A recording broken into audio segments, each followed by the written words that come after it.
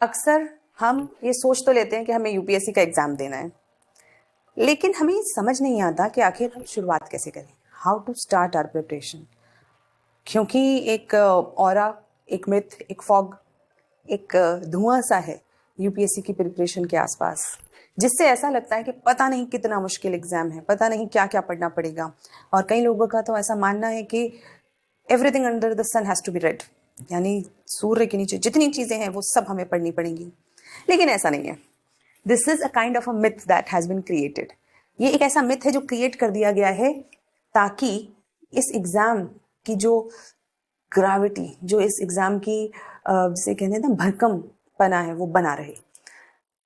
ये वाली बात तो सही है कि पढ़ना तो बहुत कुछ होता है, एग्जाम बहुत आसान भी नहीं है, लेकिन इतना मुश्किल भी नहीं है, इम्पॉसिबल भी नहीं है। बहुत सारे बच्चे आसानी से इसे पढ़ते हैं और इसे क्लियर भी करते हैं। Now the real question, how to start. Most of the time when we think about UPSC, we are not very serious about it.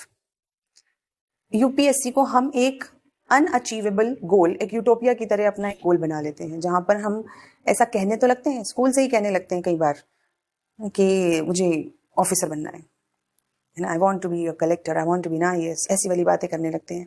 लेकिन आप ये रियलाइज करेंगे कि आपने कभी भी सीरियसली उसे पढ़ना स्टार्ट नहीं किया है, and that is the real problem. So whenever you decide, give yourself some time and start reading. क्या पढ़ें? लेकिन सबसे पहले न्यूज़पेपर पढ़ना शुरू करेंगे।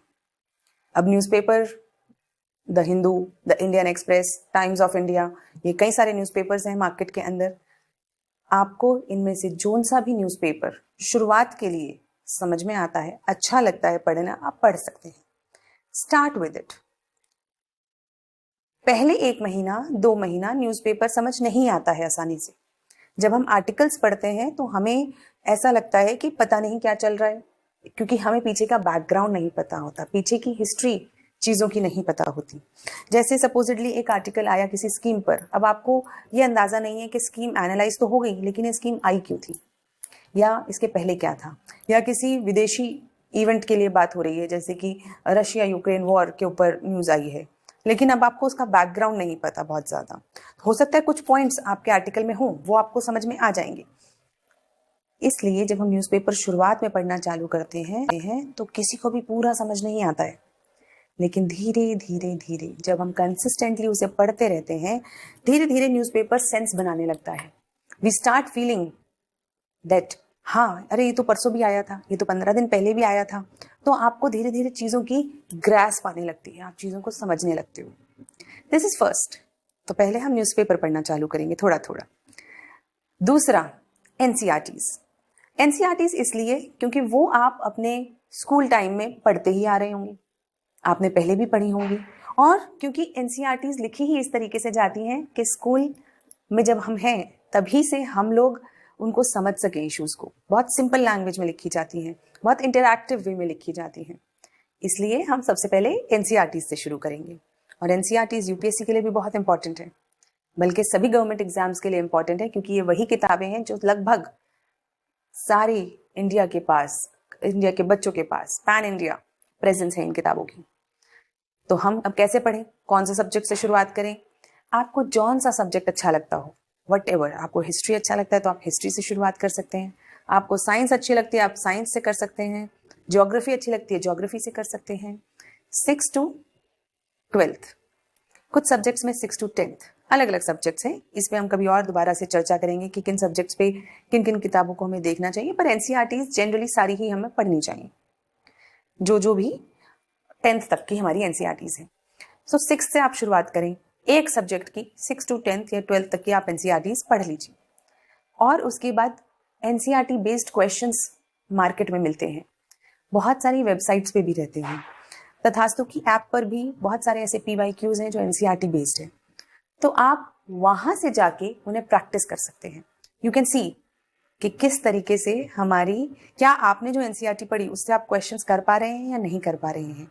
कई बार ऐसा होता है कि हम पढ़ते हैं तो हम उन पॉइंट्स पे ध्यान नहीं देते जिन पॉइंट्स पे क्वेश्चंस बनता है, तो इसीलिए आप पहले क्वेश्चंस करके देखिए, फिर दोबारा आइए, दोबारा से एक बार पढ़ के देखिए कि क्या उन पॉइंट्स के ऊपर मेरा फोकस था, नहीं था तो दोबारा पढ़िए।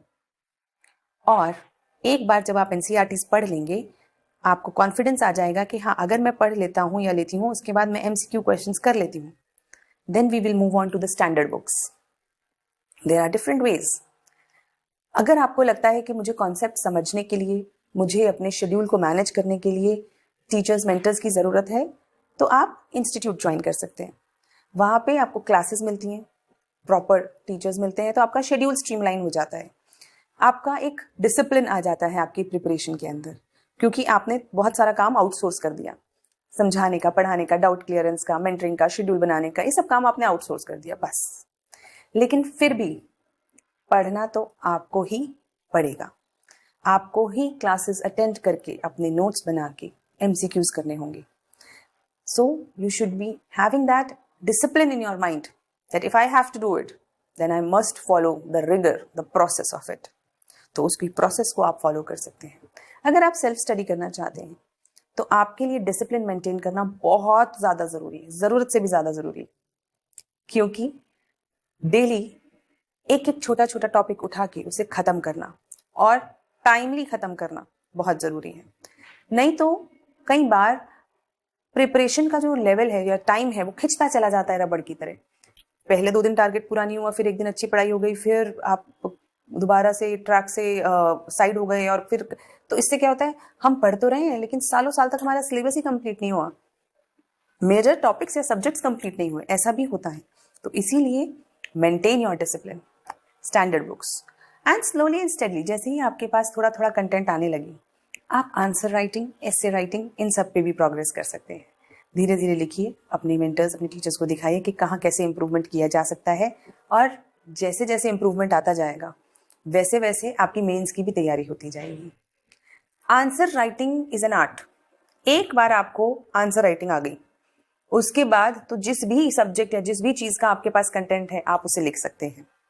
जब मैं तथास्तु पे आंसर राइटिंग की क्लासेस लेती हूँ, so we make sure that we do live answer writing. What is live answer writing? सामने बैठ के लिखना, क्योंकि जब हम घर पे आराम से लेजर में बैठ के लिखते हैं वो बहुत अलग होता है। पता चलता है कि एक आंसर में आधा घंटा लग गया, लेकिन असलियत में 10 नंबर के आंसर के लिए यूपीएससी में कितना टाइम मिलता है?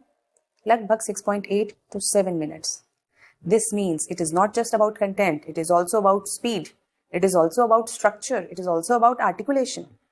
और इन सारी चीजों को हमें धीरे धीरे करके अपनी आंसर राइटिंग के अंदर इंक्लूड करना है।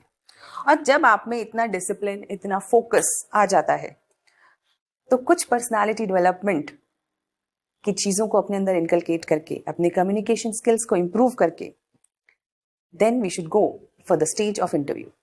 और इंटरव्यू के लिए अलग से कुछ प्रिपेयर नहीं करना होता। आपकी प्रीलिम्स और मेंस की तैयारी के साथ साथ अगर आप बस कम्युनिकेशन स्किल्स पे ध्यान देते रहते हैं तो आपकी इंटरव्यू की तैयारी साथ साथ ही होती चली जाती है। This is the basics of beginning, and we will make some video for further elaboration. I hope when you start with a firm mind and a dedicated heart. जब भी आप तैयारी शुरू करें, एक पर्टिकुलर दिन, समय निश्चित करके शुरुआत करें कि आज से मैं इसकी तैयारी शुरू कर रही हूं या कर रहा हूं। उसको एक ऐसा ना बनाएं कि आप तैयारी कर भी रहे हैं और कर नहीं भी रहे। No half-hearted efforts. Your efforts should be complete. Whenever you decide with complete integrity. और ये याद रखिए, जिस भी गोल के प्रति हम ऑनेस्ट नहीं हैं, फुली डेडिकेटेड नहीं हैं, वो कभी नहीं मिलता। और अक्सर जिस भी गोल के लिए हम बहुत डेडिकेटेड होते हैं, फोकस्ड होते हैं, वो अक्सर मिल जाया करता है। So first and the foremost thing is whether you really want to do it or you just want to say it.